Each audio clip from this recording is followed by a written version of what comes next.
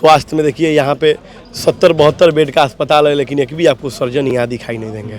दुख होता है, यहीं के स्वास्थ्य मंत्री है, महाराजेगंज के रहने वाले। कम से कम पूरे महाराजगंज के लिए तो नहीं, कम से कम अपना चाचा चाची होंगे ना उनके घर के अगल बगल, उनके लिए कम से कम 2 सर्जन ही दे देते। सर्जन नहीं है। स्वास्थ्य का बात किया जाए तो एक भी सर्जन नहीं है। शिक्षा का बात किया जाए तो आज हमारा भाई बहन 12वीं तक तो यहाँ पढ़ाई कर रहे हैं। 12वीं के बाद अगर उनको ग्रेजुएशन करना है तो इस सामने में दरौंदा स्टेशन है, 3-3 घंटा इंतजार करता है लोग कि कोई ट्रेन आएगा, हम बैठेंगे और छपरा विश्वविद्यालय में जाके पढ़ाई करेंगे। तो मैं वीआईपी पार्टी का विचारधारा में महाराजगंज में कोना कोना पहुँचा दिया। आज अगर आप देखें, अभी 15 दिन पहले हमारे नेताजी आए, रिकॉर्ड तोड़ जो जनसभा हुआ था, वो जनसभा क्यों हुआ था, क्यों हमारे नेताजी को लोग देखने आए थे? क्योंकि उनके विचारधारा से प्रभावित हो गए। नमस्कार, हेडलाइंस बिहार देख रहे हैं आप। मैं अभिषेक कुमार। इस वक्त मैं सिवान के महाराजगंज में हूं और महाराजगंज में एक 25-26 साल का युवा नेता जो काफ़ी तेज़ी से लोकप्रिय हो रहा है और जिनका नाम है नीतीश कुमार द्विवेदी। नीतीश कुमार द्विवेदी के बारे में आपको बताऊं कि ये वीआईपी पार्टी के राष्ट्रीय सचिव हैं और ये जो महाराजगंज विधानसभा है, यहाँ से ये चुनाव लड़ना चाहते हैं। इससे पहले इन्होंने पूरे विधानसभा क्षेत्र का एक यात्रा निकाला और आज फिर इन्होंने एक पदयात्रा का शुरुआत ये कर रहे हैं, जिनका नाम ये नवनिर्माण यात्रा दे रहे हैं। इन्हीं सारी संबंधों में हम इनसे बातचीत करेंगे। तो सबसे पहले तो स्वागत है नीतीश जी आपका। सबसे पहले आपको दिल को गहराइयों को बहुत बहुत धन्यवाद है।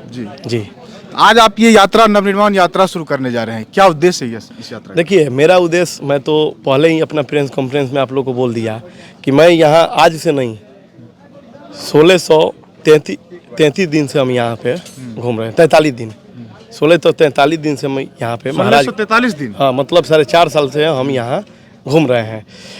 मैंने जब बैठा, मैंने अब सोचा तो मैं बोला इससे काम नहीं चलेगा, कुछ और करना चाहिए। और कुछ और में क्या है, मान लीजिए कि लगभग मैं हुआ चाहे मेरी टीम ने महाराजगंज को खाक पूरा छान लिया, सारी चीज़ कर लिया, लेकिन कुछ ऐसा जगह है, कुछ ऐसा लोग का जीवन यापन यहाँ होता है जिसको मुझे स्वयं वहाँ जाकर, वहाँ रहकर, वहाँ रात रुक कर, वहाँ सुबह में वहाँ रहकर, शाम रहकर पता चलेगा कि यहाँ की स्थिति क्या है। आज मैं इस प्रेस कॉन्फ्रेंस के माध्यम से आप लोग को बताया कि आज से मैं 10 दिन तक मैं अपने घर नहीं जाऊँगा, मैं अपना क्षेत्र में ही रुकूंगा। और मैं ही नहीं रुकूंगा, मेरे साथ साथ कम से कम 100 लोग जो महाराजगंज को बदलना चाहते हैं, जो महाराजगंज में चाहते हैं कि एक ऐसा महाराजगंज हो ताकि महाराजगंज को सरकारी सुविधा तो दूर, कोई भी अगर चीज़ चाहे दिल्ली से आए चाहे पटना से आए तो ये दूर नहीं जाए, महाराजगंज के पास आए। और रही बात इस यात्रा में, तो मैं इस यात्रा में आम तरह से ज़िंदगी जीऊँगा।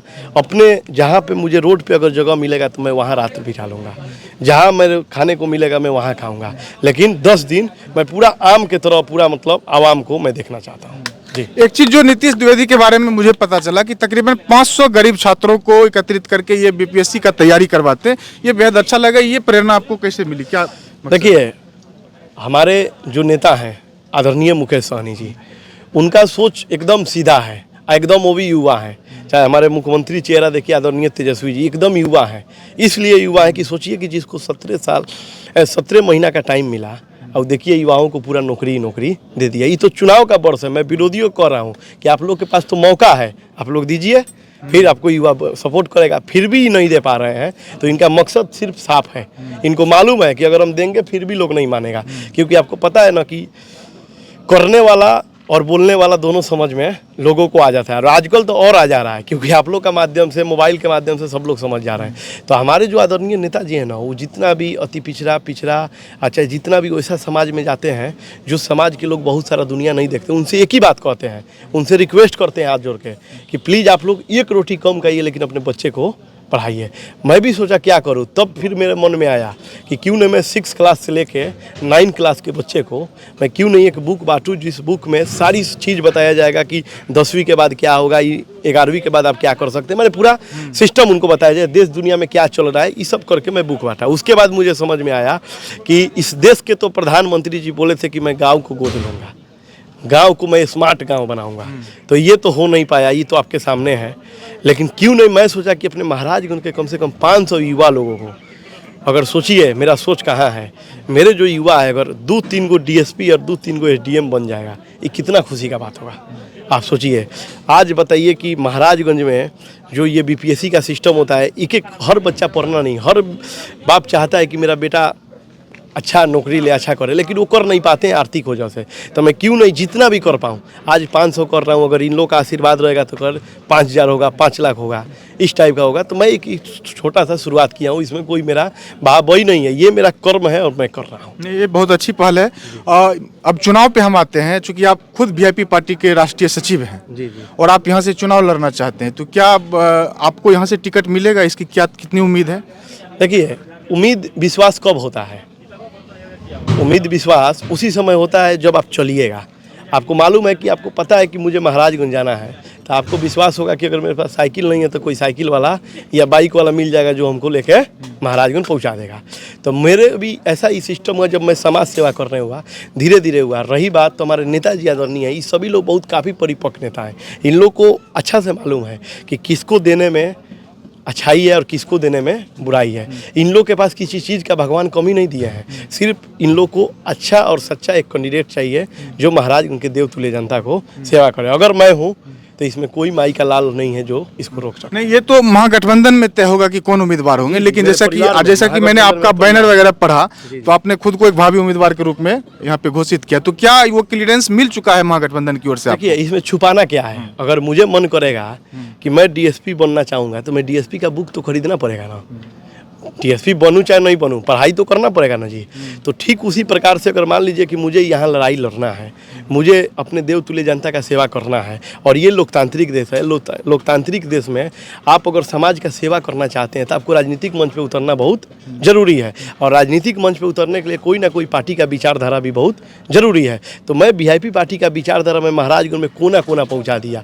आज अगर आप देखें, अभी 15 दिन पहले हमारे नेताजी आए, रिकॉर्ड तोड़ जो जनसभा हुआ था, वो जनसभा क्यों हुआ था, क्यों हमारे नेताजी को लोग देखने आए थे? क्योंकि उनके विचारधारा से प्रभावित हो गए। और विचारधारा का मैंने क्या किया, मैं सिर्फ विचारधारा के मैं अपने माध्यम से उन लोग के पास पहुंचाया। क्योंकि नेताजी का जो मेरा विचारधारा है, ये गरीब और आवाम के लिए एक मतलब समझिए कि एनर्जी जैसा है, वो पीने के बाद एक वो अलग दम मिल जाएगा, ऐसा है।